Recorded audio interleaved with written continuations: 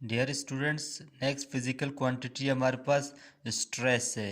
इसको shear stress भी कहते हैं। ठीक है, स्ट्रेस किसके बराबर है? Force multiply by area. ठीक है, फोर्स क्या है?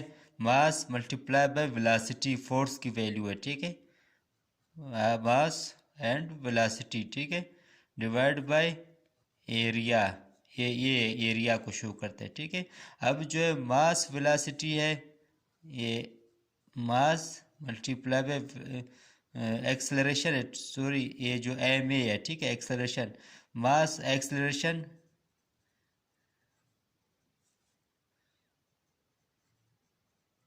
एक्सेलरेशन लिख दिया। ठीक है, डिवाइड बाय एरिया, ये एरिया है। अब जो है एम क्या है? एम मास है, और एक्सेलरेशन जो है वेलोसिटी पर यूनिट टाइम है। ठीक है, वेलोसिटी पर यूनिट टाइम है। वेलोसिटी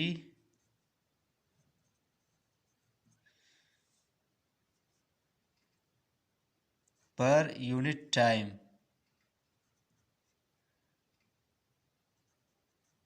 ठीक है, अब जो है इसको यहाँ पर हमें हल करना है। एम मल्टीप्लाई बाय ये वेलोसिटी क्या है? Distance, distance per unit time आता है। ठीक है, डिस्टेंस पर यूनिट टाइम आ गया। इसकी जो वैल्यू होती है डिस्टेंस पर यूनिट टाइम, लेकिन ये टाइम अलग है। ठीक है, इधर ये टाइम इधर लेके आती है।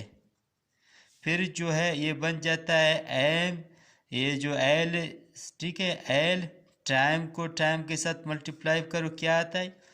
टाइम स्क्वायर आता है। ठीक है, एम मल्टीप्लाई बाय एल और मल्टीप्लाई बाय टाइम। ठीक है, अब जो है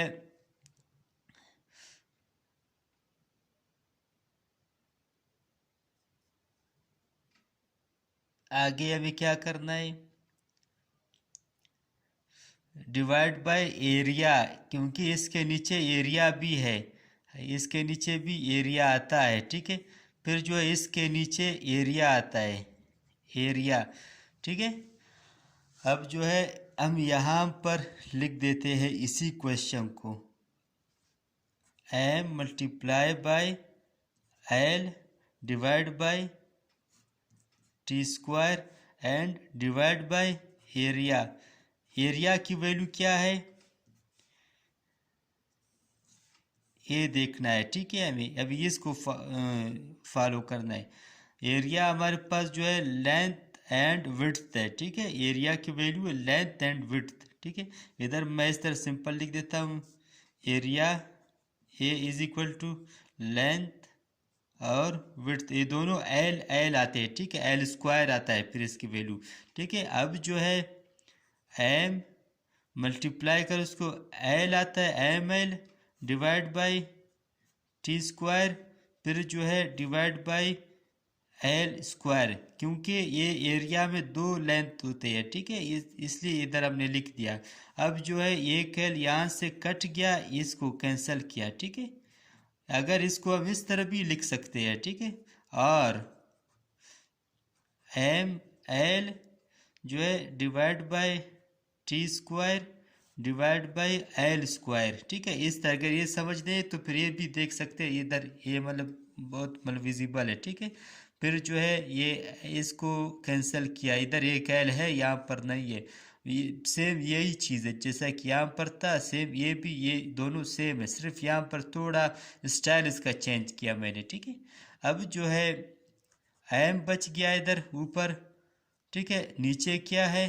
ये भी नीचे है, ये भी नीचे है, टी स्क्वायर है, फिर ये कल मौजूद है इधर, एल लिख दिया। ठीक है, अब जो है ये शेयर स्ट्रेस का ये जो फार्मू वैल्यू आ गया हमारे पास। अब इसी से हमें डायमेंशन लिखना है। ठीक है, डायमेंशन क्या है चाहते क्या करना है डायमेंशन के अंदर? ये जो लेंथ है, मास है एंड टाइम है।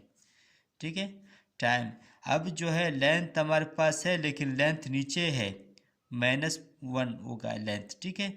मास है 1 है तो फिर ये +1 है, ठीक, प्लस की ज़रूरत नहीं, क्योंकि यहाँ पर अगर कोई भी ये यहाँ पर मतलब कोई भी अलामत नहीं है तो इसको समझ लो कि ये प्लस है, ठीक है। माइनस को माइनस में शो करना है।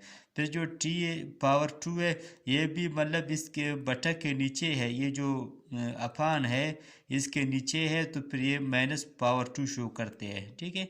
अब के ये क्या बन गया, स्ट्रेस का डायमेंशन फाइंड आउट किया। अब इसके यूनिट मालूम करना है, ठीक है। यूनिट क्या है, एम जो है केजी है, ये क्या है अपान है, ठीक है, मीटर सेकंड स्क्वायर सेकंड है, ठीक है। ये क्या हो गया, ये जो है स्ट्रेस का यूनिट है, ओके, और ये स्ट्रेस का डायमेंशन है। मेरे ख्याल समझ आ गया होगा आपको, ठीक है। मैं थोड़ा तफसीलन बता रहा था आपको कि ये किस तरह कटौती करना पड़ता है, ठीक है। अब ये जो मास इनटू वेलोसिटी ये जो है किस चीज़ को शो करता है, ये जो एक्सेलरेशन को शो करता है, और ये मास एंड एक्सेलरेशन है, ठीक है, ये जो है फोर्स को शो करता है, ठीक है। फिर जो है मास आ गया इधर, और एक्सेलरेशन जो है velocity per unit time upon area, ये एरिया इधर भी लिखना है, ठीक है। फिर मास मल्टीप्लाई बाय वेलोसिटी क्या है, डिस्टेंस पर यूनिट टाइम है, और फिर ये टाइम इधर लिखना है, ये टाइम जो है ये इधर लिख दिया, ये टाइम ये जो डिस्टेंस पर ये सिर्फ वेलोसिटी की वैल्यू है, ठीक है।